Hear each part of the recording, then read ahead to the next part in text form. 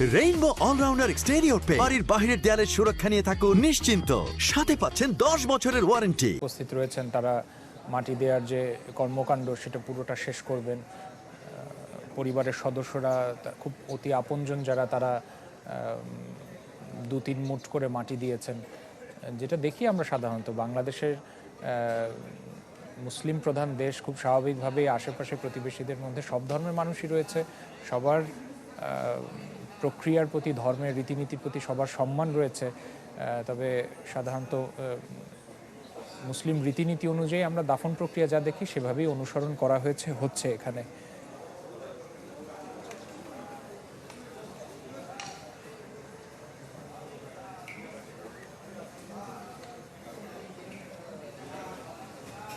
এবং রাজনীতিবিদরা তারা তাদের বক্তব্যে সবসময় ঐক্যের কথা বলেন, দেশের মানুষকে এক হওয়ার কথা বলেন।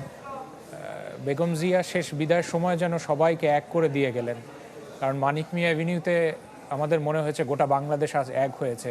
এখানে কোনো রাজনৈতিক উদ্দেশ্য নেই, এখানে রয়েছে শুধুমাত্র ভালোবাসা, রয়েছে সম্মান, রয়েছে শেষ বিদায় জানাতে চাওয়ার যে আকুতি, সেই আকুতিই লক্ষ্য করেছি।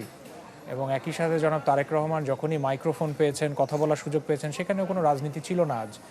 শুধুমাত্র একজন সন্তান হিসেবে মার জন্য যে বক্তব্য দেওয়ার দরকার ছিল, ঠিক সেই বাক্য তিনি ব্যয় করেছেন। এবং যে ঐক্যের কথা আপনি বলছেন, সে ঐক্য পুরো বাংলাদেশকে এগিয়ে নিতে, বাংলাদেশকে সামনে এগিয়ে নিতে বহাল থাকবে। ঐক্যটা সবার মধ্যে থাকবে, দল মত আসলে বিভেদ থাকবে, কিন্তু বাংলাদেশের প্রশ্নে সবাই যেন এক থাকেন, সেটাই আমাদের চাওয়া। এবং তারেক রহমান দেশে ফেরার পর থেকে কিন্তু সেই কথাই বলছেন। এবং বিএনপির এবারের নির্বাচনের স্লোগানও আমরা দেখেছি, সবার আগে বাংলাদেশ। ঠিক তাই। ত্রয়োদশ জাতীয় সংসদ নির্বাচনকে সামনে রেখে তফসিল ঘোষণা হলো, তারপরে এতগুলো ঘটনা ঘটে গেল, মানুষের মনে কিছুটা অস্থিরতাও আমরা লক্ষ্য করেছি। তবে আশা করা যায় যে আসছে দিনগুলো যে কারণেই হোক না কেন, বাংলাদেশের মানুষ এটা উপলব্ধি করবেন এবং সবাই এক হয়ে দাঁড়াবেন। বাংলাদেশের প্রশ্নে এই ঐক্য নিশ্চয়ই সবাই চাইবে মন থেকে। এবং রাজনৈতিক দলগুলো তারাও আমরা দেখেছি যে বেগম জিয়ার মৃত্যু সংবাদের পরে সবাই প্রতিক্রিয়া জানিয়েছেন সম্মান, তারা শোক প্রকাশ করেছেন। সামনে ভোট নিয়ে সবার ব্যস্ততা থাকবে, কিন্তু কোনো রাজনৈতিক দলের নেতা যখন আহত হন, আক্রান্ত হন, যখন প্রাণ হারান অথবা ইন্তেকাল করেন, তখন যে সবাই যে সম্মান নিয়ে যে এক কাতারে দাঁড়ান, এটা যেন যে কোনো কারণেই হয়, সেই প্রত্যাশায় সংশ্লিষ্টরা করেন। আমার মনে হয় যে কবরের যে আনুষ্ঠানিকতা সেটা প্রায় শেষ।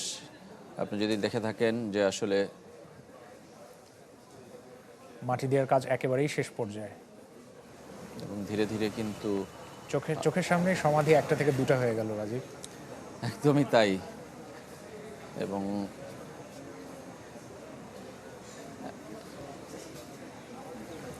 কালকেই যখন আসলে সিদ্ধান্ত হয়েছিল যে এখানেই কবর দেওয়া হবে, তখন কিন্তু আমরা দেখেছি তখন থেকেই আসলে ব্যস্ততা সরকারের বিভিন্ন মহলের, এবং তারা চেষ্টা করেছেন অতি দ্রুততার সাথে এই জায়গায় কবরটির প্রস্তুত করতে, এবং সেটা কিন্তু করেছেন। এবং কোনো ধরনের ঝামেলা ছাড়াই শেষ পর্যন্ত কিন্তু আসলে কবরের আনুষ্ঠানিকতাটুকু শেষ। এখন আমার মনে হয় যে আসলে শেষ প্রার্থনাটুকু আল্লাহর কাছে, সৃষ্টিকর্তার কাছে আসলে দোয়া করবেন সবাই, এবং পুরো বেদিটি কিন্তু আসলে উন্মুক্ত করে দেওয়া হয়েছে। জি, এবং বেদি থেকে শেষ ব্যক্তিও মাত্র সিঁড়ি বেয়ে নেমে গেলেন।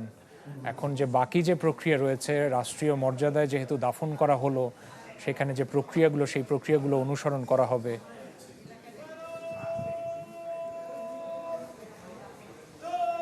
তিন বাহিনীর পক্ষ থেকে কিন্তু শ্রদ্ধা জানানো হচ্ছে, যদি দেখবেন।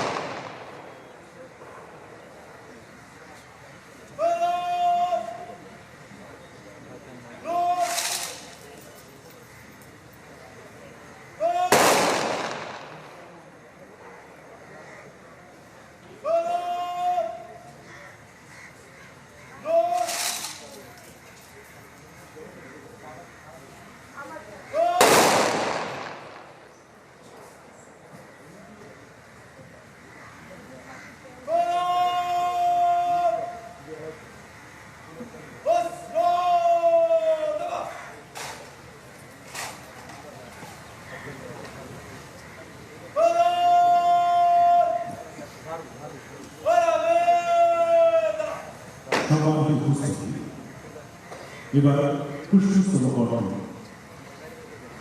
প্রথমে মহামান্য রাষ্ট্রপতির পক্ষে পুষ্পস্তবক অর্পণ করবে মহামান্য রাষ্ট্রপতি সামরিক সচিব।